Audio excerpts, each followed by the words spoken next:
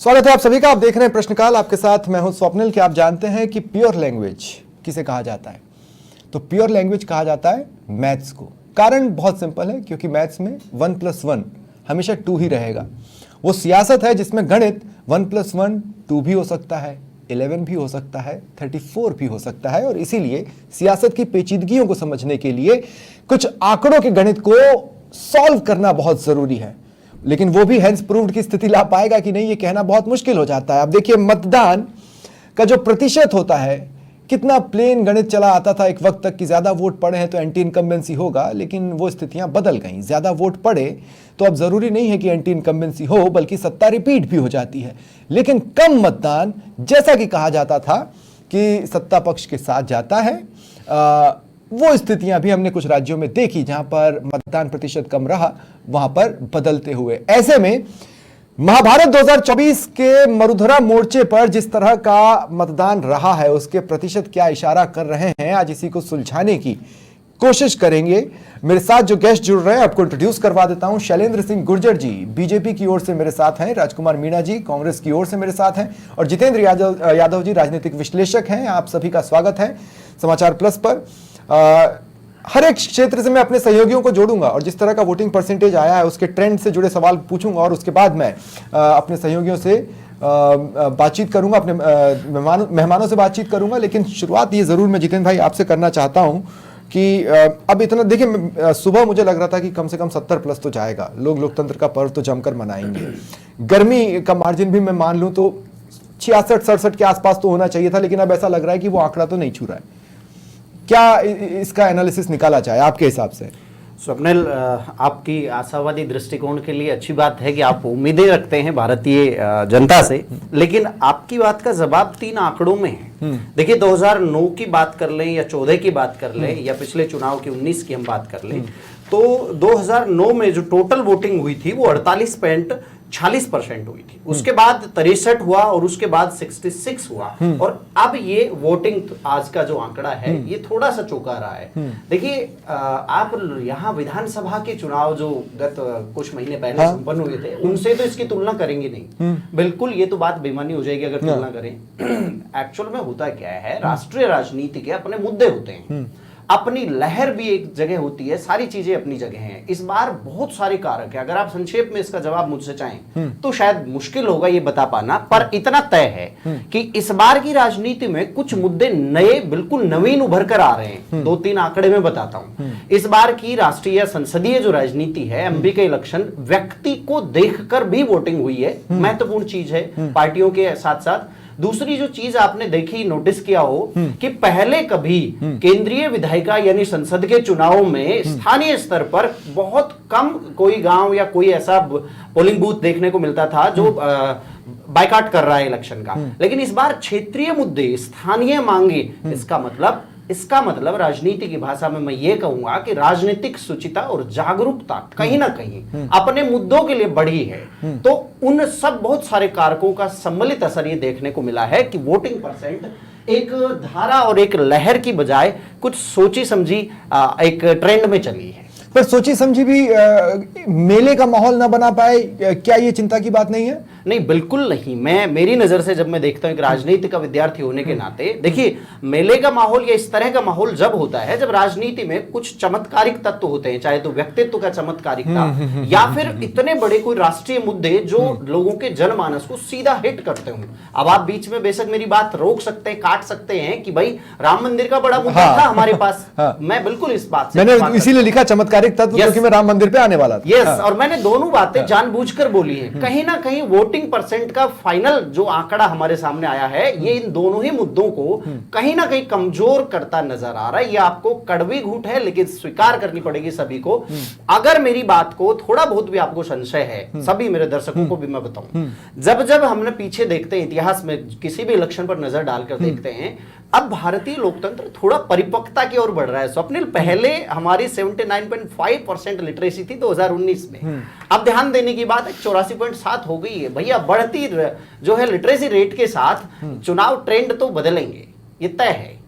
लेकिन वही बात है, मैं इस पे आगे आपसे मैं बातचीत आपकी करूंगा। बात से मैं बिल्कुल सही है, बेशक हाँ। आप मेरी बात से सहमत नहीं होंगे, नहीं, मैं सहमत लेकिन की बात नहीं कर रहा हूं। गहरी बात है जो मैंने आपको बताई लेकिन है। लेकिन लिटरेसी का मतलब ये नहीं है, लिटरेसी आप साक्षर भी, और आप समझ रहे हैं मैं क्या बिल्कुल, बोलना चाह रहा हूँ, बिल्कुल। है ना? वो बाइफिकेशन नहीं देखने को मिलेगा अभी क्लियर कट। मैं उस पर आपसे बातचीत करूंगा, लेकिन शैलेंद्र भाई अब मैं आपको डिबेट में लेना चाहता हूँ। शैलेंद्र भाई, मेरा सवाल देखिए, इतना तो तय है, आप जिस तरह राम मंदिर में जिस दिन भगवान राम की प्राण प्रतिष्ठा थी और जिस तरह का सैलाब सा चला था, वो सैलाब पोलिंग बूथों पर नहीं गया है और न ही किसी व्यक्ति की लहर चली है, ऐसा इन आंकड़ों में नजर आता है। क्या क्या क्या सोचते हैं आप? गलत गेंद पिका गई, वाइट बॉल हो गई है? और नहीं, ऐसा बिल्कुल भी नहीं है स्वप्निल जी। देखिए, जो मुद्दों को लेकर भारतीय जनता पार्टी जनता के बीच में गई थी, माननीय प्रधानमंत्री नरेंद्र मोदी जी ने अपने 10 साल का ट्रैक रिकॉर्ड जनता के सामने रखा था, और जनता, जैसा भी आपके राजनीतिक विश्लेषक जी ने बताया कि वो परिपक्व हो चुकी है, वो जानती है कि आज कौन क्या पार्टी हमको दे रही है। आज भारत की जनता, राजस्थान की जनता सुदृढ़ नेतृत्व चाहती है। जिस तरह से गरीब कल्याण की योजनाएं चली, जहां लोगों के पास नहीं, लेकिन इस आंकड़े में आपके दिए की कोई खुशी आपको नजर आ रही है?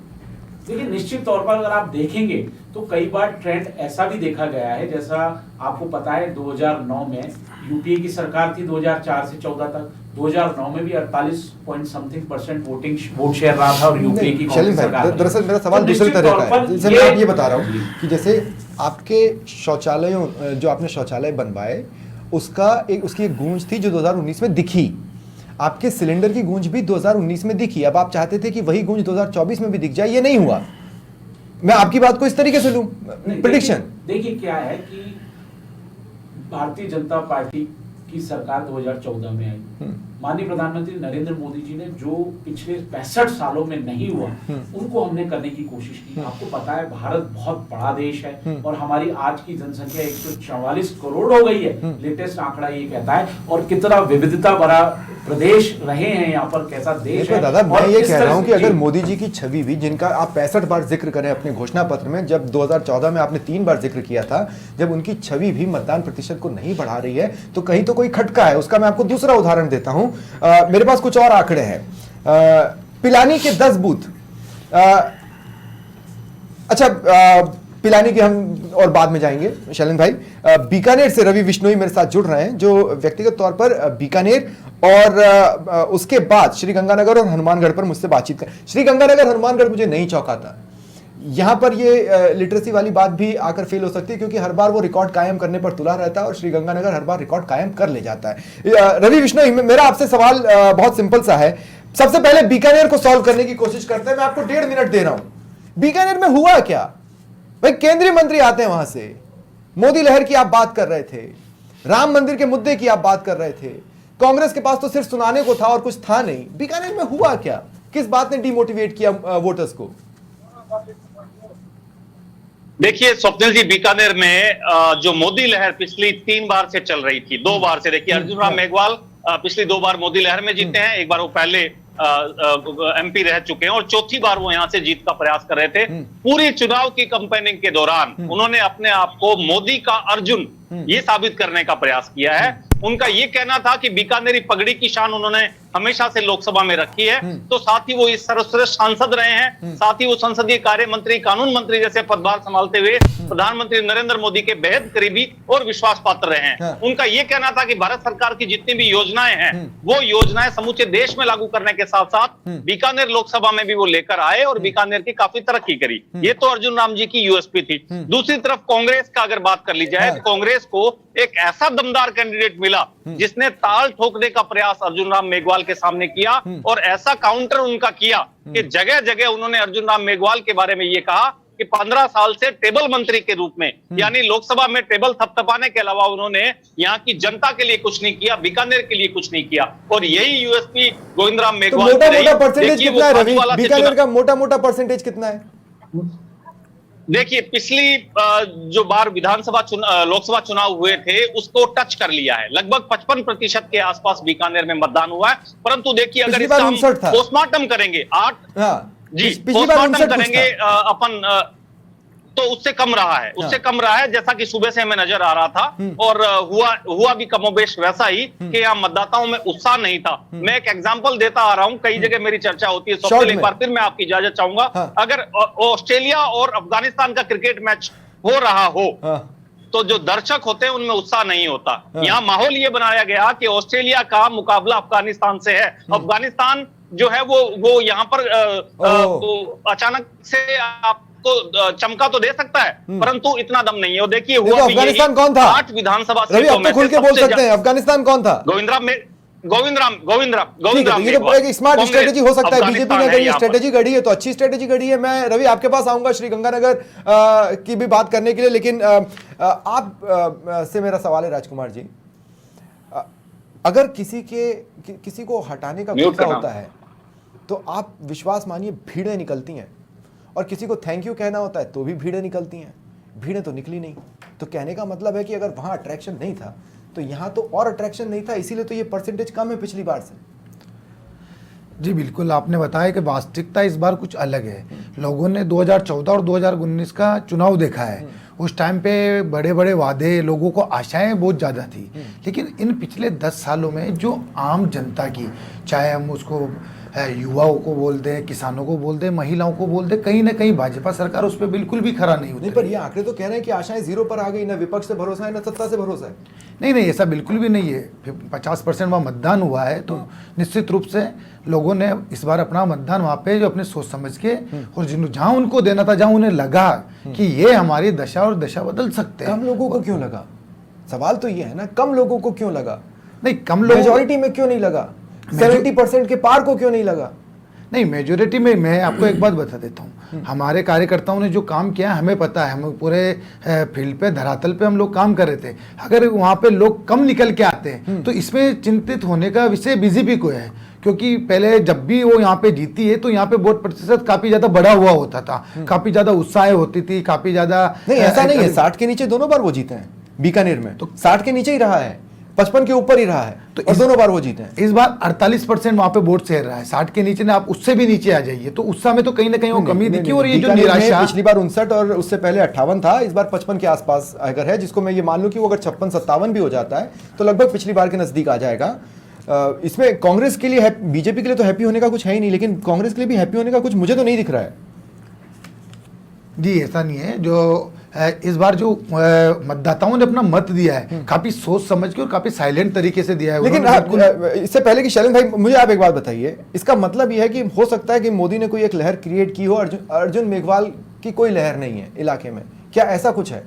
नहीं, ऐसा नहीं है। देखिए, जो भी काम होता है केंद्र की नीतियों के तहत ही होता है। ठीक है। सांसद जो होता है वो संसद के प्रति उत्तरदायी होता है, और जो भी काम होते हैं उनके, चाहे संसदीय क्षेत्र में, वो पूरे राष्ट्र से जो नीतियां बनती हैं केंद्र से, उन्हीं के अकॉर्डिंग होता है। जैसे बीकानेर में आपने देखा एक्सप्रेस वे निकल रहा है। अरे पर बहुत फीका है माहौल, मामला। देखिए, कई बार ऐसा होता है, मैंने आपको बताया कि कम परसेंटेज अगर वोट पड़ते हैं तो भी ये बताया जाता है कि सरकारों से संतुष्ट है, जो केंद्र की सरकार है उससे लोग संतुष्ट ये आजिज आ चुके हैं, त्रस्त हो चुके हैं, बोले अब ये छोड़ो यार, मुझे इस व्यवस्था पे भरोसा नहीं है। आपकी बात को आगे मैं बढ़ाता हूं। आपने कहा था अगर कोई चेंज करना चाहता है तो उत्साहपूर्वक आगे आता है और एक बहुत बड़ा वोट शेयर मतदान के रूप में देखने को मिलता है। तो एक्सपर्ट कमेंट ले लेते हैं जितेंद्र भाई। नरेंद्र मोदी जी पर विश्वास किया है लोगों ने। बीकानेर, पर्टिकुलर बीकानेर की भी मैं बात कर रहा हूं जी। जितनी भी बात हमने बीकानेर में की, इसका सार आपको क्या दिखता है, क्या है?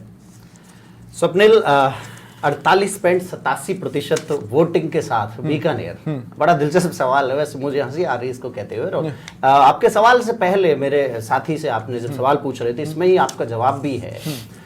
असल में देखिए, ये बात हम सिर्फ आंकड़ों के आधार पर कर रहे हैं, वोटिंग रिजल्ट के आधार पर कर रहे हैं। बीकानेर में अर्जुन राम मेघवाल और गोविंद राम जी की जो टक्कर थी, वास्तव में इससे पहले हम यहाँ स्टूडियो में बैठे या कागजी कोई भी जो पहलवान है जो अपना आंकड़े लगा रहे थे, वो सब मोदी लहर या वगैरह वगैरह बहुत सारी चीज देख रहे थे।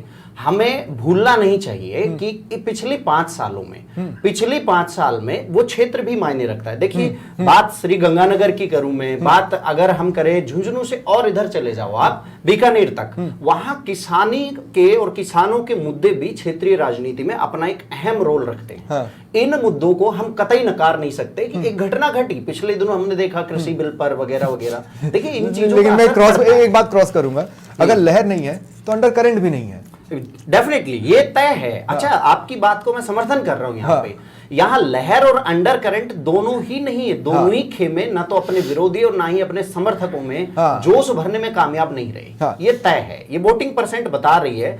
तो इसमें कोई भी बल्कि कयास मैं नहीं लगाऊं। मैं यहाँ हाँ। पे बिल्कुल भी भविष्यवाणी नहीं करना चाहता कि अर्जुन राम मेघवाल हार ही रहे हैं, बिल्कुल नहीं होगा हाँ, ऐसा। हाँ, हाँ, हाँ। मुझे नहीं लगता, लेकिन ये तय है कि अर्जुन राम मेघवाल के खेमे की तरफ से बीजेपी समर्थकों में वो जोश नहीं भर पाए और गोविंद राम जी की तरफ से बहुत ज्यादा उम्मीदें यदि होती जनता को, तो भी वोटिंग उठनी चाहिए थी, लेकिन वो नहीं उठी। अमूमन वोटिंग के डे पे ये होता है ना कि कार्यकर्ता खुद लोगों को निकाल के पोलिंग बूथ तक लाते हैं। आज वो भी सक्सेस नहीं दिखा है मुझे बहुत हाँ, सी जगहों पर। मैं एक छोटे से ब्रेक के लिए जितेंद्र भाई यहाँ रुक रहा हूँ, फिर और भी सीट्स हैं उन पर सिलसिलेवार बातचीत को आगे बढ़ाऊंगा। अब सीकर संभाग की आने वाली 3 सीटों पर भी मैं यहाँ बात करना जरूरी समझता हूँ। देखिए, चूरू एक ऐसी सीट रही है, पिछली 2 बार 65 के आसपास प्रतिशत मतदान यहाँ पर दर्ज किया गया। झुंझुनू एक ऐसी सीट रही जो एवरेज अगर मैं पिछली 2 बार का कहूँ तो 61 के आसपास बैठता है, और सीकर का जो एवरेज है वो 62.5 के आसपास बैठता है।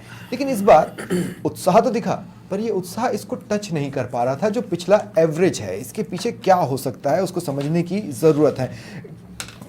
मैं जो पिलानी वाली बात कह रहा था शैलेंद्र भाई आपसे, पिलानी के 10 बूथ जहाँ मतदान का बहिष्कार हुआ, मेरे पास उन सबके नाम भी हैं, और आप जानते हैं उन 10 बूथों पर वोट कितने पड़े? किसी में 3, किसी में 4, किसी में 6, एक में 7।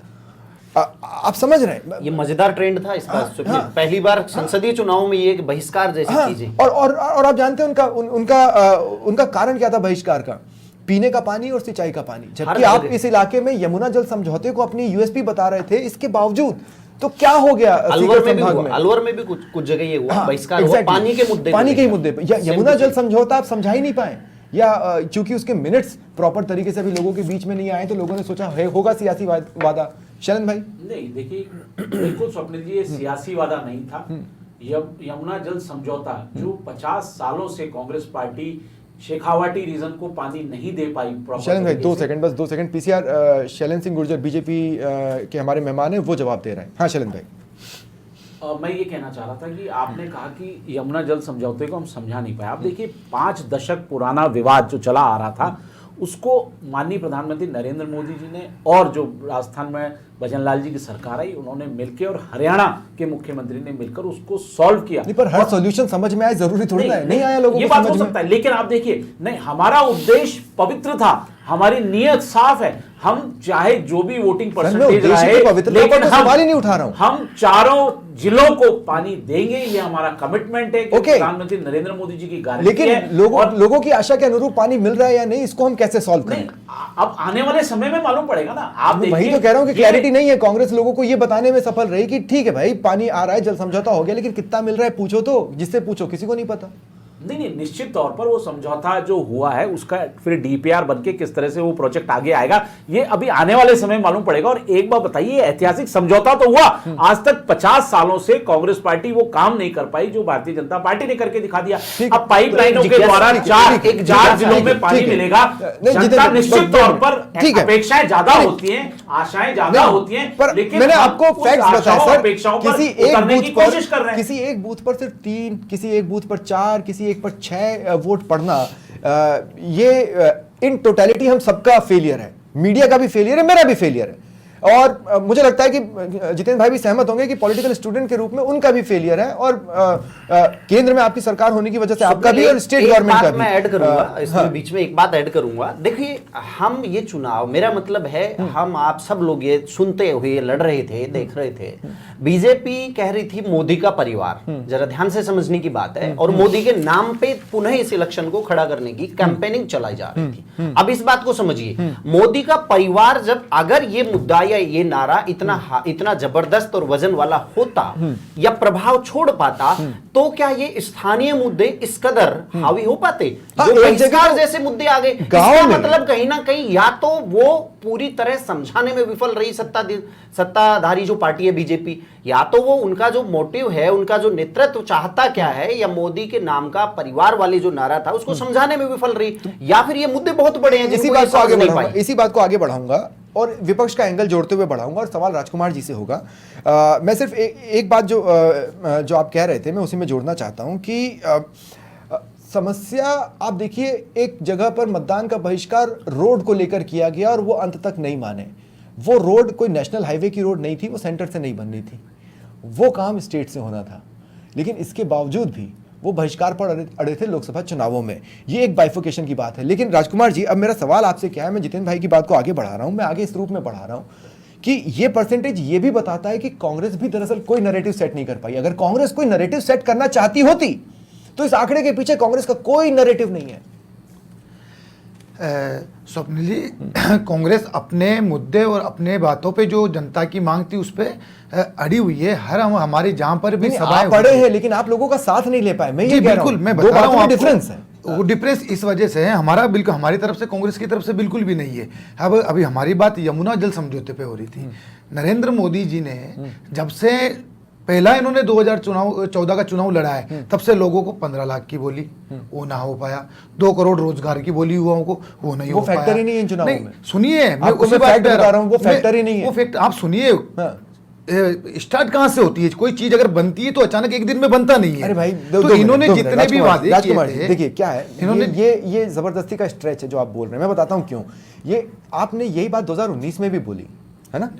मैं आपको ये बता रहा हूं, ये ओवर स्ट्रेच कर रहे हैं आप लोग इस बात को, इसका कोई बेस नीचे नहीं जा रहा। मैं यही तो कह रहा हूं कि आप नैरेटिव, किसी भी तरह का नैरेटिव सेट करने में फेल रहे, ये भी यस, ये परसेंटेज में विपक्ष छिपा का है। इतना बड़ा फेल्योर भी है। ये स्थिति स्वप्निल ठीक ऐसे ही है। आपने डिस्कवरी पे देखा होगा, बहुत सारे मवेशियों का झुंड, और उस पे जब पीछे से कोई शेर या कोई अटैक करता है तो वो बिखर जाती है बुरी तरह। उनके पास नेतृत्व तो नहीं है। तो कहीं ना कहीं विपक्ष का भी फेल्योर है कि वो एक सिंबल सेट करने, वो नैरेटिव तो छोड़िए, वो एक उद्देश्य देने में जनता को विफल रहा पूरी तरह। मैं तो ये कहूंगा, मैं जो देख पा रहा हूं, मैं ये देख पा रहा हूं कि वो वास्तव में दिशा और दशा दोनों जनता को दे पाने में, वो आशा और उम्मीद दे पाने में विफल रहा। अगर दे पाता तो भैया आप आंकड़ों को क्यों नकारते हो? मैं मेरे कांग्रेसी साथी से पूछूंगा कि अगर आप दे पाते तो क्या घरों से बाहर वोटर नहीं निकलते? एग्जैक्टली। और दूसरा, लोगों ने क्या देखा वहां पर कि आपने सीपीआई से गठबंधन कर लिया। सीपीआई जिसका वजूद ही कांग्रेस का विरोध करना था। हम उस पोर्शंस पर भी जाएंगे, लेकिन उससे पहले ग्राउंड रिपोर्ट ले लेते हैं। अब मेरे साथ मेरे संभाग प्रभारी रमेश शर्मा भी जुड़ चुके हैं। रमेश जी, एक ही सवाल में आप तीनों सीटों को कवर कर लें और मुझे बताएं कि इस मतदान प्रतिशत के पीछे किस तरह का ट्रेंड रहा है, और अब हम खुल के बोल सकते हैं।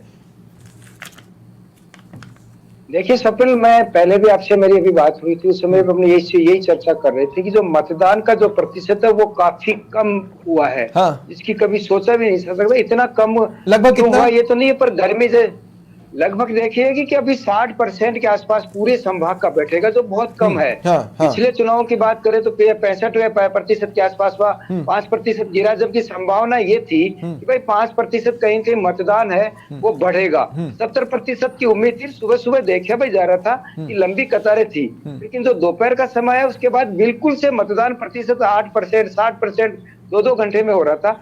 जबकि सुबह सुबह प्रतिशत अच्छा चल रहा था, शाम को 5 से 6 भी ठीक चला। लेकिन कहा जा सकता है कि ये प्रतिशत जो गिरा है ये कहीं न कहीं एक चिंता का विषय है दोनों पार्टियों के लिए। और मतदान प्रतिशत में जिला प्रशासन ने अपनी ओर से हालांकि बेहतरीन प्रयास किए सब लोगों ने, लेकिन निश्चित रूप से कहा जा सकता है कि इस बार का जो मतदान प्रतिशत है नहीं, लेकिन मुद्दा कौन सा नहीं चल रहा था, ये कौन सा चल रहा था? मैं ये इसलिए पूछ रहा हूं क्योंकि जैसे यमुना जल जिस पर हमने बात की, यमुना जल समझौता, लेकिन पानी के मुद्दे को लेकर कई इलाकों में वोटिंग का बहिष्कार कर दिया गया। गिनती के 4-5 वोट पड़े या 6 वोट पड़े। नहीं, ऐसा मामला सीकर जिले में भी आया था, खातिराबाद में आया था। कुछ लोगों ने पानी के मुद्दे को भी उठाया था। इसके साथ कुछ मुद्दे ऐसे मुद्दे थे जिन पे दोनों ही पार्टियां अपना जवाब नहीं दे पाई। मैं कांग्रेस और भाजपा दोनों की बात नहीं कर रहा, लेकिन दोनों ही पार्टियां कहीं न कहीं कुछ मुद्दों में लेकर के गौण हुए।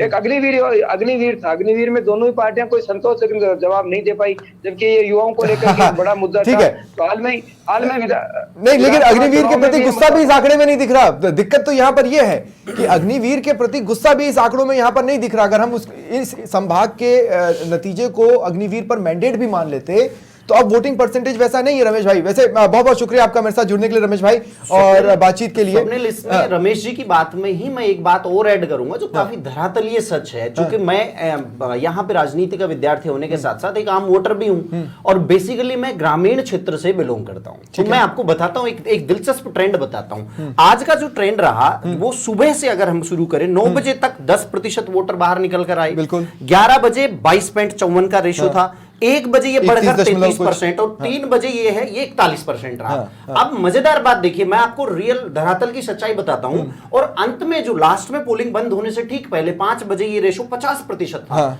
इसमें सरकार होता क्या है कि अंत में लास्ट में वो बचे हुए सारे वोट कलेक्ट करके भाग दौड़ करके, जैसे एक दौड़ने वाला, आप कल्पना करिए 100 मीटर का धावक दौड़ रहा है, अंत में वो फिनिशिंग लाइन टच करने के लिए, जीत और हार के लिए अंत में समर्पित पार्टी कार्यकर्ता वोट डालते हैं लास्ट में, पूरे दिन की जद्दोजहद के बाद। तो ये 50% का जो आंकड़ा है, 50% ये वो डेडिकेटेड लोगों का है। लेकिन आम जनता कहां है भैया? आम जनता है सुबह 9 बजे, 11 बजे और 1 बजे, जो 10%, 22%, 33 और 41% था।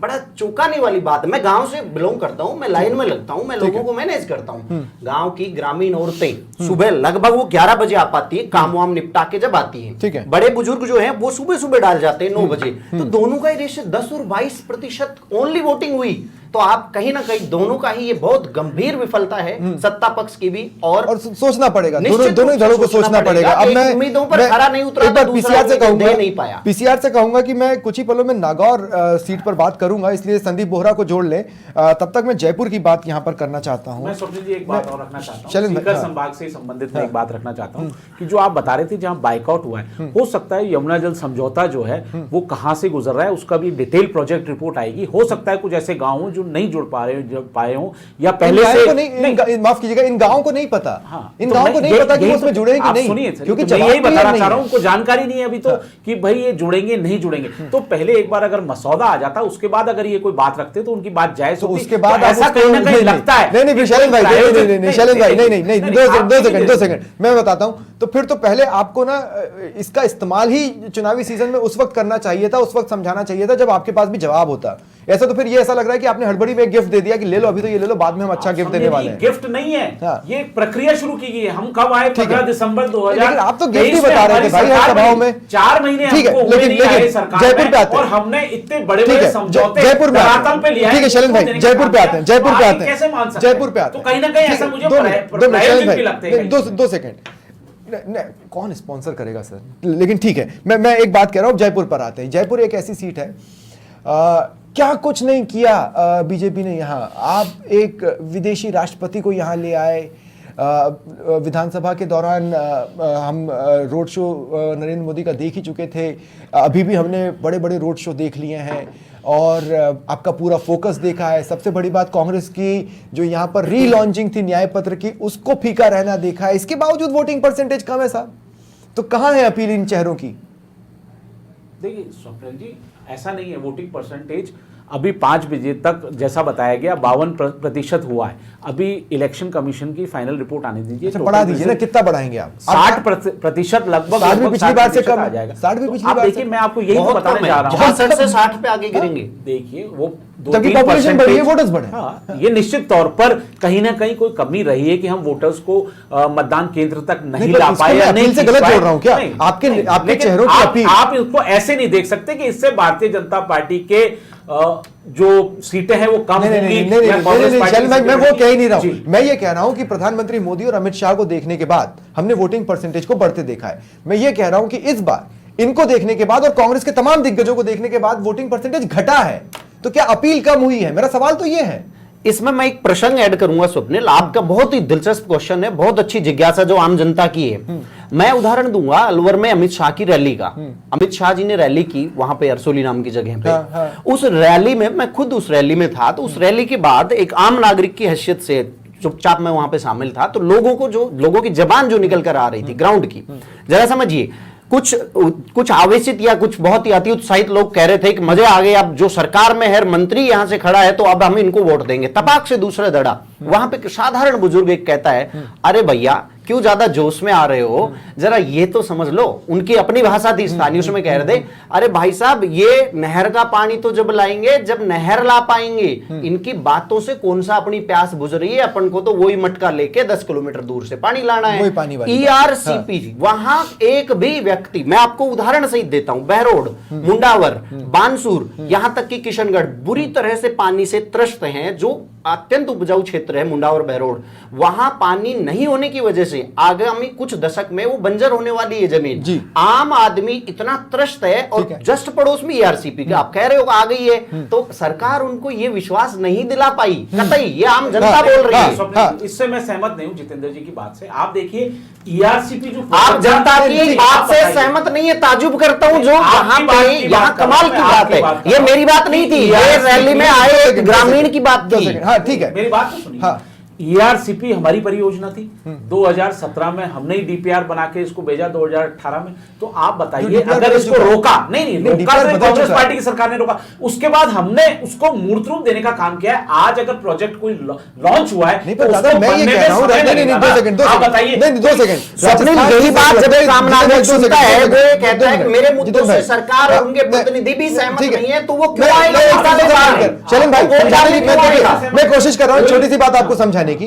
राजस्थान की जरूरत क्या है ये केंद्र सरकार डिसाइड नहीं करेगी, आप समझ रहे हैं? ये इतनी सी बात में आपका जवाब है चलन भाई।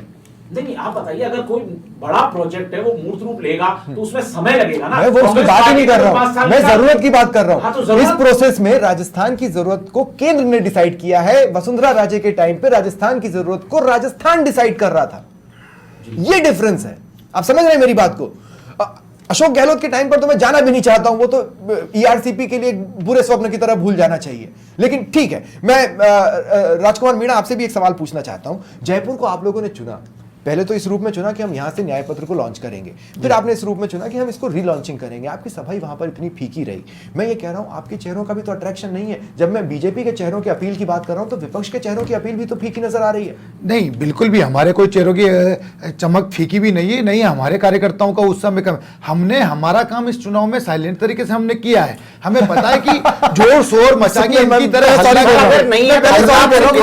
हल्ला करके हम वोट डालने में उसमें हमारे कार्यकर्ताओं ने डोर टू डोर सिंपल सा सवाल हमने है। हमारा वोट पहुंचाया, जिसका वोट कम है वो चिंता करे, हमें चिंता करने की कोई जरूरत नहीं है। एक बात बताइए, जब प्रताप सिंह खाचरियावास तड़ से ये बोल दें कि मैं अनइंटरेस्टेड हूं, तो कार्यकर्ता उसके पीछे क्यों इंटरेस्ट के साथ लड़ेगा? जनता उसके पीछे क्यों जाएगी कि अगर ये अनइंटरेस्टेड था, पता नहीं लोकसभा में मेरा मुद्दा उठाएंगे कि नहीं उठाएंगे? मैं कह रहा हूं ना, आपने अपनी अपील आपकी खत्म हुई कि आपने ये रीड किया, ये आंकड़े कह रहे हैं, मैं नहीं कह रहा हूं, मैं सिर्फ गणित सॉल्व करने की कोशिश कर रहा हूं। नहीं, प्रताप सिंह जी ने बोला था कि जब मुझे चुनाव लड़ने के लिए बोला गया था, जब मेरा स्वास्थ्य ठीक नहीं था, उन्होंने ये नहीं बोला था कि मैं इसमें बिल्कुल भी मेरा इसमें उत्साह नहीं है कि मैं लड़ना ही नहीं चाहता। उन्होंने बोला था मेरा स्वास्थ्य ठीक नहीं है, मैं चुनाव नहीं लड़ना चाहता था, इतनी जल्दी हार के बाद दोबारा मैं चुनाव नहीं लड़ना चाहता था, इतना जल्दी, ये उनके शब्द थे। हाँ बिल्कुल, कोई आदमी का अगर विधानसभा चुनाव निकला है, वो अपना उन्होंने पूरे 5 साल काम किया है और उनके मन मुताबिक अगर रिजल्ट नहीं मिला, लेकिन मैं कहना चाहूंगा प्रताप सिंह जी, ठीक है, 2 सेकंड पार्टी के मजबूत सिपाही, संदीप बोहरा से कनेक्शन हो पाया क्या? निश्चित रूप से आए और मजबूती से उन्होंने चुनाव लड़ा और सबने देखा। ठीक है, 2 सेकंड, संदीप बोहरा से अपना कनेक्शन हो पाया क्या पीसीआर? मुझे इन्फॉर्म करते रहे आप, और नहीं तो उनको फोन लाइन पर ले लें। नेतृत्व के सिद्धांतों में एक बहुत सामान्य सिद्धांत चलता है कि नेतृत्वकर्ता में यदि टॉप लीडर में, संगठन के टॉप लीडर खुद उत्साहित है, वो मोटिवेटेड है, तो ट्रिकल डाउन थ्योरी ये कहती है, मतलब टपकन सिद्धांत, कि स्वतः ही नीचे वालों में या फॉलोवर्स नहीं में तो क्या ये आंकड़े ये अपने बता रहे हैं आप कि लीडर युग अपने खत्म आप हुआ? जोश या उम्मीदें जग जाती है। आप जब नेतृत्व नहीं तो आपसे सवाल है सीधे, जैसे आप जब कहते हैं ना पॉलिटिकल स्टूडेंट के तौर पर ही मैं ये आपसे समझना चाह रहा हूं, मुझे ये बताइए कि क्या लीडर युग खत्म हुआ? नहीं, ऐसा कभी नहीं कह सकते, लेकिन यहां सिर्फ इसका एक प्रभाव समझने के लिए मैंने उदाहरण दिया था। ये कभी नहीं हो सकता, लीडर थे, हैं और रहेंगे। अभी एक ब्रीफ पीरियड के लिए खत्म हो रहा हो, बाद में दोबारा चालू हो सकता है। बिल्कुल ऐसा नहीं है। देखिए, संसदीय राजनीति में ये चलता रहेगा हमेशा, बस मुद्दे हावी होते रहते हैं समय समय के हिसाब से। ठीक है, अब आते हैं इंटरेस्टिंगली दौसा पर। शैलेंद्र भाई, मतलब दौसा को लेकर वैसे समय समय पर किरोड़ी लाल मीणा ही हाल में बहुत कुछ कह चुके हैं। क्या दौसा का परसेंटेज उस पर मुहर है? देखिए, मैं आपको फिर बता रहा हूं स्वप्निल जी, जब ये परिणाम आएंगे 4 जून को, जब परिणाम कन्वर्ट होंगे, तब आप देखेंगे कि क्या रिजल्ट्स रहे। लेकिन निश्चित तौर पर अगर जिस हिसाब से आज अगर वोट परसेंटेज कम पड़ा है, तो ये भी बताता है कि जो आज माननीय प्रधानमंत्री नरेंद्र मोदी जी की सरकार रही पिछले 10 सालों में, उससे लोग संतुष्ट हैं और संतुष्ट होकर उन्होंने। मैं आपको एक बात बता रहा हूं, दौसा में जब रोड शो निकला, 2 मिनट, जब दौसा में रोड शो निकला और एक फ्लाइंग किस दी गई, जिसको भी फ्लाइंग किस दी गई उसने खुद ने वोट किया कि नहीं, अब ये मुझे समझ में नहीं आ रहा। आप समझ रहे हैं मेरी बात चलन भाई? नहीं है ये सही क्या है? जनता का कोई पढ़ नहीं सकता जनता को, आज के लोकतंत्र जो है बहुत परिपक्व लोकतंत्र हो चुका है हमारा भारत का, और आज का मतदाता समझदार है, इन परिपक्व। आंकड़ों में परिपक्वता है, मैं इससे बिल्कुल मना नहीं कर रहा हूं। तो आप ये देखिए, अगर ये बिल्कुल है। परिपक्वता है तो वो कामों को देख रहा है, वो देख रहा है कि अरे विकास भाई, हुआ, वो देख रहा है कि हमारा भला हुआ नहीं हुआ। अगर परिपक्वता आई है तो वो अपनी जरूरतों को भी देख रहा है। नहीं, 2 सेकंड हमारी जो समस्या है, नहीं, शैलेंद्र सिंह जी, हो रहा है, नहीं हो रहा है, ये सब बातों पे परिपक्वता अपने साथ बहुत से डायमेंशंस लाती है। परिपक्वता अपने साथ अपनी जरूरतें भी लाती है, और वो ये भी देखता है कि अब मेरी जरूरतों का जवाब मिलेगा या नहीं मिलेगा। आप समझ रहे हैं मेरी बात? परिपक्वता बहुत कुछ लेकर आती है। शैलेंद्र भाई, तो निश्चित तौर पर अगर उनकी अपेक्षाएं आकांक्षाएं ज्यादा होंगी तो 100 रुपए निश्चित पार का तौर पर पेट्रोल उसको रखा रहा हो, आज हो सकता है आज उसको 100 रुपए पार का पेट्रोल अखर रहा हो सकता है आज उसको 200 रुपए की सब्जी अखर रही हो, 300 रुपए का तेल अखर रहा हो। इसी लाइन को ऐसे भी समझ के देखा जा सकता था कि जनता को समझना कठिन है, हाँ। तो भाई समझाना तो हो सकता था ना। हाँ। समझना नहीं आ रहा तो समझा तो सकते हो ना कि आप करना क्या चाहते हो। हाँ। एक मीम्स चलती है, अरे भाई कहना क्या चाहते हो। हाँ, नहीं, लेकिन राजकुमार जी, प्रॉब्लम क्या है कि दौसा में कांग्रेस को लेकर भी लोग इस उहापोह में रहे, सिवाय एक सचिन पायलट वाली सभा और एपिसोड को मैं अगर हटा दूं तो उसके अलावा कि सचमुच कांग्रेस कहना क्या चाहती है, ये बात दौसावासी भी पूछ रहे थे। नहीं, दौसा का मैं आपको बता देता हूं, भाजपा के मंत्री का जो चुनाव प्रचार अभियान जो चला है, जिस तरीके से उन्होंने जनता के बीच में जा जाके, उसके भरोसे थे? नहीं, हम उसके भरोसे नहीं तो थे। जब आप जिसके हम भरोसे थे हमारे उसका काम के जवाब भरोसे दीजिए ना। थे। जनता को हमारे काम का कौन सा काम? जो हमारी सरकार ने जो योजनाएं चलाई थी, जनता ने वो देखा है। जो क्या? कांग्रेस ने राहत दी है, अरे पर पिछले वो 5 साल में विधानसभा जनता में ने चुनाव देखा के है। लिए थोड़ा ना वोट डाल रहे थे, नहीं, वो वो लोकसभा के लिए डाल रहे थे भाई। देखो, बात सुनिए, हाँ। पिछला काम देख के आगे का वोट देखा। इन्होंने पिछले 10 साल जुमले दिए, इनको वोट नहीं आपका मिल रहा। पिछला हमने 5 काम साल देख के काम आपको किए, 10 साल अलग हमें रखा। वोट मिल रहा है। और उसके बाद में मैं पिछला आपको काम देख के आपको 10 साल अलग भी तो रखा। नहीं, पिछला काम ठीक है। ये आपने जो काम देखो, किए पिछले क्या 5 होता है, साल एक में दौर विधानसभा आता में है, मिला एक दौर आता है, वोट क्या मिला था बता दीजिए। सुनिए, मैं बता रहा नहीं, हूं, आप लेकिन उस पे आते हैं। विधानसभा में एक दौर आता है, किसी भी एक समय का एक दौर रहता है। इस देश के ऊपर धर्म का जो नशा भाजपा के वो दौसा में लोगों ने, नहीं सुनिए, दौसा भाजपा में के था ही लोगों ने नहीं। इस देश के युवाओं के अंदर वो भरा दौसा है। में- या वो अगर मैं बोले तो मैं मान लेता। और दौसा में या आप अगर मैं बोलते सुनिए, मैं मान लेता। वो दौसा आप में नहीं सुनना था। नहीं चाहते। दौसा में किरोड़ी लाल जी ने नहीं। वोट अपील नहीं की, उन्होंने भीख मांगी खुद के मंत्री पद के नहीं, लिए। नहीं, वोट दे दो, नहीं तो मेरा मंत्री पद चल जाएगा। नहीं, किसी उन्होंने सभा ये में कहा कि चिल्ला मैं रहे हो। त्यागपत्र दे दूंगा अगर नहीं, महुआ साहब ने उन्होंने जिताया बोला तो। है, ठीक है। बेलदा में बोला है उन्होंने, अरे सवाई मैं- माधोपुर में बोला है, क्लियर बोला है कि सवाई मैं माधोपुर- मेरे समाज वालों से अपील करता हूं कि भाजपा ने मुझे जो मंत्री पद सवाई दिया है, माधो- मेरा चला जाएगा। अरे पीपलदा दौसा में सवाई- चलिए, ठीक है। सॉरी, इटावा में उन्होंने बोला है। और यहाँ पे दौसा में तो एक सभा ठीक में है। तो उन्होंने माइक पे आपने सबने देखा है डाटा तो हाँ, किरोड़ी ठीक है। लाल जी ने मैं सीधा सीधा यहाँ पर एक ब्रेक ले संदेश रुक रहा दिया है हूँ। भाजपा ब्रेक के बाद मंत्री मेरी ने। पूरी कोशिश रहेगी कि सबसे पहले मैं नागौर पे बात कर पाऊँ, और सबसे पहले संदीप बोहरा जो नागौर से मेरे साथ जुड़ रहे हैं उनसे कुछ सवाल जवाब कर लिए जाएं। संदीप, मेरा आपसे सवाल है, वोटिंग परसेंटेज किस तरह का रहा, क्या ट्रेंड नजर आया, जमीन पर चला क्या और जमीन पर हुआ क्या? देखो, बताना चाहूंगा लगभग 56% के करीब जो है मतदान हुआ है।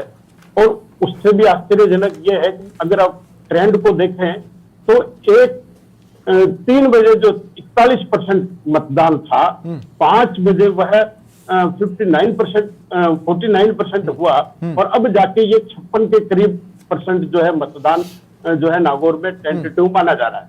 ठीक। हाँ, नहीं, लेकिन सवाल यही है कि चला क्या और नहीं चला क्या? निश्चित रूप से अब इसको ये कहना कि कार्यकर्ताओं में उदासी कारण हो सकता है, मौसम कारण हो सकता है, शादियां कारण हो सकती है ना, क्योंकि जो 1 घंटा का जो मतदान है वो 3 से 5 के बीच जो मतदान है उसके बराबर हुआ। ठीक है। तो निश्चित रूप से रिकवरी हुई, क्योंकि 5 बजे तक तो 49% मतदान था, जो 6 बजे जाके करीब 56 के करीब ये आया है। तो विषम मौसम हो सकता है, शादियां, मैं बताना चाहूंगा शादियां भी है आज। अच्छा, ठीक है संदीप, ठीक है संदीप। 56% मतदान जो है किसी के लिए संतोषजनक नहीं हो। बिल्कुल, शुक्रिया संदीप आपका जुड़ने के लिए। और मैं पीसीआर से कहूंगा कि अब अलवर वाले को फोन लाइन पर ही ले लें आप, और जैसे ही फोन पर आ जाए मुझे एक बार बता दें। दुश्मनी बिकती है, नागौर में नहीं बिकी शैलेंद्र भाई? नहीं, ऐसा कहीं कोई प्रत्याशी चयन में मिस्टेक तो नहीं हो गई? नहीं, बिल्कुल भी नहीं हुई। देखिए, भारतीय जनता पार्टी के जो शीर्ष नेतृत्व है, बहुत सोच समझ के और हम पूरे फीडबैक के साथ, कार्यकर्ताओं का फीडबैक लेके ही हम कोई टिकट फाइनल करते हैं। और किस तरह से आपने देखा होगा, नहीं, पर मेरे सवाल पूछने के पीछे ये नहीं था कि वो हार रही हैं। मैं पहले क्लियर कर दूं, मैं आप उस तरह से जवाब दे रहे हैं। नहीं, इस तरह से नहीं, मैं तो बता रहा हूं हाँ। कि भारतीय जनता पार्टी को पहले आपको समझना होगा कि हम कार्यकर्ताओं वाली पार्टी है, कैडर बेस्ड पार्टी है, और हम व्यक्तिनिष्ठ नहीं है, संगठननिष्ठ ठीक है। है। आज हमारा कार्यकर्ता फील्ड में है और वो कोशिश करता है कि ज्योति किस मिर्धा तरह की से, ट्रेनिंग अभी पूरी थोड़ी ना हो पाई है, वो तो बीजेपी में अभी आई है। हाँ कोई बात नहीं, अगर बीजेपी में आई है तो वो विचारधारा में मिल गई है। अगर कोई समुद्र में नदियां आके मिलती ठीक है। हैं तो वो समुद्र में ही एक तरह से घुल मिल जाती है और शांत हो जाती है। ठीक है। तो इस तरह से आज अगर वो भारतीय जनता पार्टी के कैंडिडेट है तो पूरा भारतीय जनता पार्टी का कार्यकर्ता उनके साथ था, और नागौर में ठीक है, आपने देखा लेकिन इसी पे- प्रतिशत अच्छा रहा। नहीं अच्छा नहीं, अरे क्या बात करें आप, पिछली बार 62.32, फिर उससे पिछले 56% उसका कारण भी बताया ना गिर गया आपको, था। इन्होंने कारण भी बताया कि अरे आप इतने सर, सावे हैं, शादियां हैं, तो तूफानों कहीं ना से कहीं पार ऐसे कोई होकर कारण- लोग वोट करने जाते हैं कई इलाकों में। नहीं ऐसा नहीं है, वो लोग बात यहाँ- आपकी यहाँ सही तक पानी में है। कई नदियां बार क्रॉस करके सामाजिक वोट करने जाते बाध्यताएं हैं। होती हैं। अगर आप ठीक है। कहीं बारात लेके बाहर दूर दराज गए तो आप कोई कैसे अबूझ आप सवाल पाएंगे? तो कई ऐसी समस्याएं भी कोई होती हैं, वो अबूझ सवाल उनको नहीं। आपके ही कॉरेस्पॉन्डेंट ने बताया, मैंने नहीं बताया नहीं, ये। ठीक है, मैं मान रहा हूँ दादा, इसीलिए तो मैंने कहा ना, आंकड़ों के पीछे भी कहानी बहुत कुछ होती है। हमारे संवाददाता अभी उस लेवल पर पहुंचने की कोशिश कर रहे हैं, हम यहाँ समझने की कोशिश कर रहे हैं। मैं आपके पास आ रहा हूँ राजकुमार जी, मैं आपसे भी एक बोलना चाहता हूँ कि जैसे अशोक गहलोत जब प्रचार के लिए नागौर पहुंचते हैं और उनके साथ मंच पर हनुमान बेनीवाल नहीं होते हैं, यही हो गया इस आंकड़े में कांग्रेस के साथ। नहीं ऐसा कुछ भी नहीं है। चुनाव का उनके अंतिम समय चल रहा था, लोगों को मिलना जुलना रहता है, ठीक है। तो अगर दो बड़े नेता अलग अलग क्षेत्र को चुन लेते तो उसमें क्या गलती है? अरे पर वो अपना आए उनको तो प्रचार उनके प्रसार साथ करना है। नहीं वो हाँ। वहां पे गहलोत साहब का अपना प्रभाव है, हनुमान बेनीवाल जी का अपना प्रभाव है। ठीक है। समय कम था, कम और समय दोनों का में काम प्रभाव ज्यादा मिलके भी लोगों को- मतदान प्रतिशत को पिछली बार से पीछे ही रखा हुआ है। तो मैंने आपको पहले भी बताया, मतदान प्रतिशत में हमने हमारा वोट डलवाया, वोट शेयर हमारा डला है। जिसका ना डला वो चिंता करे, हमें उसमें चिंता करने की ठीक है। कतई जरूरत नहीं है। ठीक है, प्रेम पाठक अलवर से मेरे साथ मेरे सहयोगी हैं, जुड़ चुके हैं। प्रेम, आप 2 मिनट मेरे साथ रुकिए, मैं एक छोटा सा कमेंट और लेना चाहता हूं। जितेंद्र भाई, नागौर। हाँ बिल्कुल स्वप्निल, मैं सीधा बोल देता हूँ बिना आपकी जिज्ञासा की।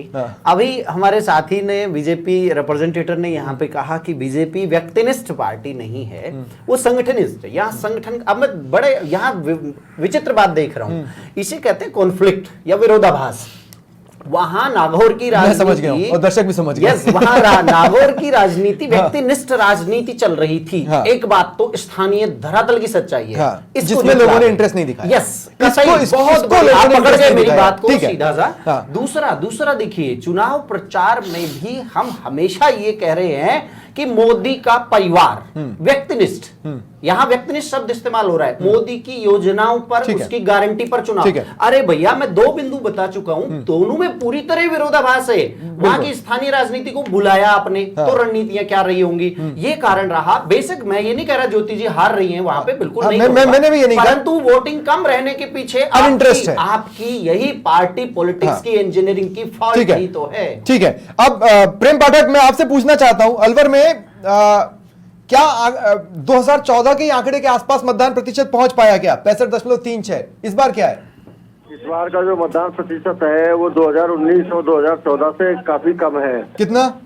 2019 में 67 पॉइंट एक साथ से ज्यादा जो वोटिंग हुआ था, लेकिन इस बार अभी जो 22 इनका है आंकड़ा, वो 59 पॉइंट समथिंग आया है। अच्छा, इस हिसाब से ये मान और के इसके चल पीछे रहे कोई कारण समझ में आता है? 5 से 6% वोटिंग इस बार कम हुई है। हाँ नहीं, लेकिन इसके पीछे कोई कारण समझ में आता है? दरअसल कारण इस बार कुछ ऐसा नहीं है। सुबह के जो 4 घंटे थे 11 बजे तक के, उस वक्त तो मतदान का जो एक रफ्तार थी वो ठीक थी, लेकिन दोपहर में जो 11 बजे से लेकर 3 बजे का जो मतदान हुआ है वो काफी धीमा रहा। और 3 बजे के बाद जो शाम को उम्मीद थी कि भाई एकदम तेजी से 3 बजे से लेकर 6 बजे तक का मतदान होगा, वो उतनी रफ्तार नहीं पकड़ पाया जितनी हर बार ये पकड़ते हैं। तो ठीक है प्रेम, क्योंकि बहुत बहुत शाम को शुक्रिया। 5 बजे अगर बाद अब अगर हम तक 59 पॉइंट समथिंग को आगे लेकर भी चले तो कल सुबह तक ये मैक्सिमम 60-61 ही हो पाएगा, उससे ज्यादा तो नहीं हो पाएगा। जितेंद्र भाई कुछ कमेंट करना चाह रहे हैं, जल्दी से बिल्कुल कर बिल्कुल दीजिए। शैलेंद्र जी, मैं जो है स्वप्निल, मैं अलवर की राजनीति पर ही बात करूंगा। अलवर का बड़ा दिलचस्प चुनाव रहा। देखिए, मैं चूंकि वहां से बिलोंग करता हूं, इसलिए मैं बोलने में सक्षम हूं। वहां की वोटर को रुझाने में जो नाकामयाबी के पीछे मैं जो मुख्य मुद्दे देख रहा हूं, देखिए सबसे महत्वपूर्ण बात तो वहां की मुंडावर तहसील, बहरोड तहसील और बानसूर तहसील के साथ साथ तिजारा और किशनगढ़ के यादव बड़ी बेल्ट है। वहां जाति और संप्रदाय एक बड़ा मुद्दा होता है। तो यादव बेल्ट ने कुछ समय पहले, आपको मैं फ्लैशबैक में लेकर चलता हूं, यादव समाज ने अलवर में एक मुख्य जगह आती है राव तुलाराम सर्किल पे एक प्रदर्शन किया। प्रदर्शन क्यों किया कि बाबा बालक आदित्यनाथ को एक समय जब सीएम प्रोजेक्ट कर रहे थे पूरी तरह, और सीएम तो दूर, डिप्टी सीएम नहीं बनाया, वो भी छोड़िए, कैबिनेट त्या राज्य मंत्री तक का उनका कोई स्थिति नहीं छोड़ी, ना ही आपने संगठन में लिया। पूरी समाज ने एकजुट होकर प्रदर्शन किया, और उस बात का जो खामियाजा है ये बीजेपी को डेफिनेटली मुझे भुगतता नजर आ रहा है। यादव समाज वहां पे एक बहुत बड़ा बेल्ट है, बहुत विधानसभा का बदला लोकसभा में। यस डेफिनेटली, वहां ये राजनीति का बड़ा मुद्दा, आप इसे बुला नहीं सकते। दूसरा मुद्दा बताता हूं, दूसरा बहुत इंपॉर्टेंट बारीक इशू है। दूसरा इशू ये है कि बीजेपी के भूपेंद्र यादव जी के साथ कौन लोग घूम रहे थे जो ठीक 1 महीने पहले कांग्रेसी थे। जनता सेंटिमेंट से भी चलती है मुद्दों के साथ साथ। जनता, मैं उनके वोट पर गालियां देखता था, फिर नंबर पे नहीं रिफ्लेक्ट हो रहा। मैं वो बताना चाहता हूं कि वो उनके साथ घूम कौन रहे थे चुनाव प्रचार में। वो जो 1 महीने पहले कांग्रेसी थे, डॉक्टर करण सिंह यादव, बलबीर छिल्लर जैसे वो लोग जो कुछ समय पहले कांग्रेस में थे, उनका जो उनके वोट बैंक जो था, उनके पीछे जो लोग थे, वो एकदम उन्हें गालियां देने लगे कि तुम्हारे हम सौदेबाजी की वस्तु थोड़ी हैं जो आज उधर चले गए। तो यहाँ पर भी बेसिकली अनइंटरेस्ट ज्यादा है, नजर आ रहा है, यहाँ पर भी एक अनइंटरेस्ट वोटर्स का आपको नजर आ रहा है। डेफिनेटली, ठीक है। अब मैं लास्ट में आप सभी के पास आना चाहता हूं। 2 सीटें बच रही हैं, करौली, धौलपुर और भरतपुर, और मेरे पास समय ज्यादा नहीं बच रहा है, तो दौसा, माफ कीजिएगा, अलवर को जोड़ते हुए और करौली धौलपुर को जोड़ते हुए मैं आप लोगों से एक सवाल लेना चाहता हूं। शैलेंद्र भाई, कहीं भी वोटिंग परसेंटेज, मतलब मैं ये कह रहा हूं कि 12 में से कम 2-3 तो ऐसी जगह होनी चाहिए थी ना जब वोटिंग परसेंटेज क्रॉस करता। 2-3 का भी नहीं करना, एक ओवरऑल पिक्चर की झलक दिखाता है। क्या आपका थिंक टैंक बैठ चुका है इस बात को समझने के लिए? निश्चित तौर पर देखिए, अगर कोई वोटिंग परसेंटेज कम अगर लग रहा है और हुआ है, जो अब आंकड़े आ रहे हैं, ऑफिशियल भी आंकड़े आ जाएंगे, तो निश्चित तौर पर उस पर विश्लेषण होगा, समीक्षा की जाएगी, और क्या उसके कारण है उस पर भी हम लोग चर्चा करेंगे। लेकिन आप देखिए, कांग्रेस, जहां तक रही कांग्रेस पार्टी की बात, तो कांग्रेस पार्टी तो नेताविहीन पार्टी है। इन्होंने तो कोई चेहरा ही नहीं था इनके। इंडिया अलायंस जो थी वो किस तरह से आपने देखा, टूट टूट के बिखर गई, सब अपने अपने रास्ते चल रहे थे, इंडिया पार्टी थी। और आप देखिए, कोई नेता नहीं होने के कारण, ना नेता, ना नियत, फिर आप बात पर ले जाती है। लेकिन ठीक है, ये बताइए ना, तो कांग्रेस वाले चेहरे की बात आप मत कीजिएगा।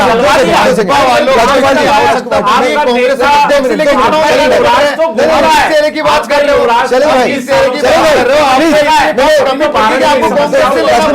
भारत की क्या बात करोगे? मैं एक बात रुक जाइए, राजकुमार जी 2 मिनट रुक जाइए। शैलेंद्र भाई ठीक है, शैलेंद्र भाई अभी हम वो बात नहीं कर रहे, अभी हम वो बात नहीं कर रहे, हम इसके पीछे की चीजों को, हम इन चीजों के पीछे समझने की कोशिश कर रहे हैं। राजकुमार जी, मैं आपसे भी एक बात पूछना चाहता हूं। ये इलाके भी, इन इलाकों में से खासकर भरतपुर तो ऐसी जगह है और अलवर ऐसी जगह है जिसमें आपके एक पर्टिकुलर चेहरे ने बहुत जोर लगाया है, बहुत जोर लगाया है। क्या सभी की यूएसपी कम हो रही है? आप समझ रहे हैं मेरा सवाल मैं क्या पूछ रहा हूं? नहीं, वो हमारा बिल्कुल भी कुछ यूएसपी कम नहीं हो रही। मैंने आपको बताया है, हम विपक्ष में बैठे हुए हैं। अगर वोटर्स नाराज होता है तो सत्ता पक्ष से होता है, क्योंकि उसकी अपेक्षा सत्ता पक्ष से ज्यादा होती है, ना कि विपक्ष से। विपक्ष उसका एक विकल्प होता है कि अगर हमारी आवश्यकता है, हमारी पूर्ति वहां नहीं हो रही, तो अंतिम सवाल है मेरा। और मैं बहुत देर से सोच ही रहा था, मैं शैलेंद्र जी प्रवक्ता मित्र, अभी तक जो बीजेपी का प्रवक्ताओं का एक वो ढांचा होता है कि वास्तविकता से भगने लगते हैं, वो परिवारवाद, इंडिया अलायंस,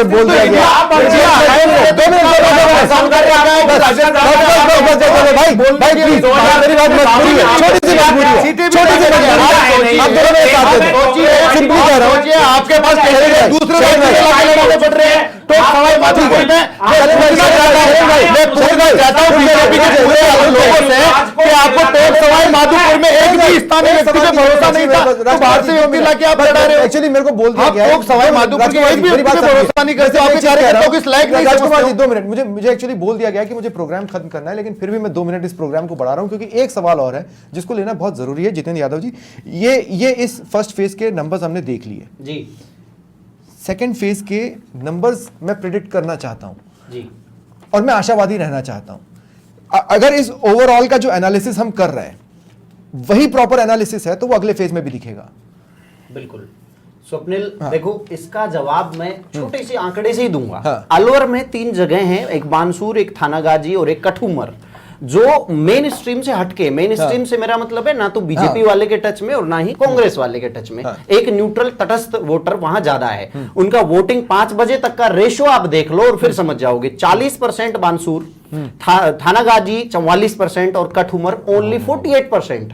अब आप समझ सकते हो कि पार्टी लाइन से हटके न्यूट्रल वोटर को आकर्षित करने में पूरी तरह विपक्ष भी असफल है और सत्ता पक्ष भी असफल है। ये मैं ड्रॉबैक बीजेपी के लिए बोलूंगा ज्यादा, क्योंकि उनके पास सत्ता है और पिछले 10 साल के काम थे गिनाने के लिए। लेकिन आप तो आज इस चुनाव में विपक्ष के बराबर आप पड़े हो और विपक्ष आ खड़ा है, तो यहां कुछ ना कुछ नहीं, पाने लेकिन इस के लिए नंबर्स है। में कांग्रेस के पास जब खोने के लिए कुछ नहीं है तो वो कुछ पाती भी तो नजर यही नहीं आ यही रही। मैं लास्ट मेरा शब्द यही था स्वप्निल, कि उनके पास कुछ ना कुछ पाने के लिए मुझे नजर आ रहा है। ठीक तो है। हो सकता है द्वितीय फेज अभी भविष्य के गर्भ में है, जो भी है। सेकंड फेज के दिन भी इसी तरह आंकड़ों का पोस्टमार्टम हम करेंगे। बहुत बहुत शुक्रिया आप तीनों का भी और मेरे तमाम दर्शकों का मेरे साथ जुड़ने के लिए। फिलहाल इतना ही, नमस्कार।